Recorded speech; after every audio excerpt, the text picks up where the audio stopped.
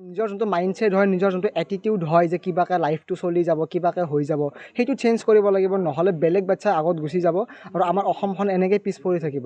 আৰু এই অসমখনক আগবাঢ়িব লাগিব আমাৰ নিচিনা বাচ্ছাই। কোনো চিফ মিনিষ্টাৰ বা কোনো হোম মিনিষ্টাৰ আগবঢ়াব নোৱাৰে, আমাৰ নিচিনা ষ্টুডেণ্টে আগবঢ়াব পাৰিব।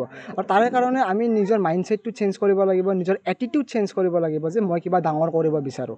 সফলতে ফাৰ্ষ্টতে অফক'ৰ্ছ মোৰ পেৰেণ্টছক, তাৰে পিছত মোৰ কোটাৰ যিমান মোৰ টিচাৰ্ছ আছে কোটাৰ, তাৰপিছত মোৰ কোটাৰ যিমান ফ্ৰেণ্ডছ আছিল বিহাৰৰ, ইউ পি, ৰাজস্থানৰ যিমান ফ্ৰেণ্ডছ আছিল তাহাঁতক, আৰু অফক'ৰ্ছ মোৰ বাইদেউক যোনে মোক সদায় ছাপোৰ্ট কৰিছিল। এণ্ড লাষ্টত যদি নিজক অলপমান বাচি আছে নিজক দিম সেইটো। চিকিৎসক হোৱাৰ উপৰিও অন্য কিবা লক্ষ্য আছে? হয়। একচুৱেলি মোৰ দিল্লী এইমছ এইকাৰণেই যাব ইচ্ছা, কাৰণ বেলেগত মই যদি যাওঁ তাতে মই অকল MBBS হ'ব পাৰিম, কিন্তু দিল্লী এইমছত ৰিচাৰ্চ ফেচিলিটিটো বহুত ভাল। মোৰ এজন ডক্টৰৰ লগত এজন মেডিকেল চাইণ্টিষ্ট হোৱা বহুত ইচ্ছা। তো মই ৰিচাৰ্চ কৰি কিনে কিবা এটা কৰিব বিচাৰোঁ, এজন চাইণ্টিষ্ট লাইনত যাব বিচাৰোঁ মেডিকেল ফিল্ডত।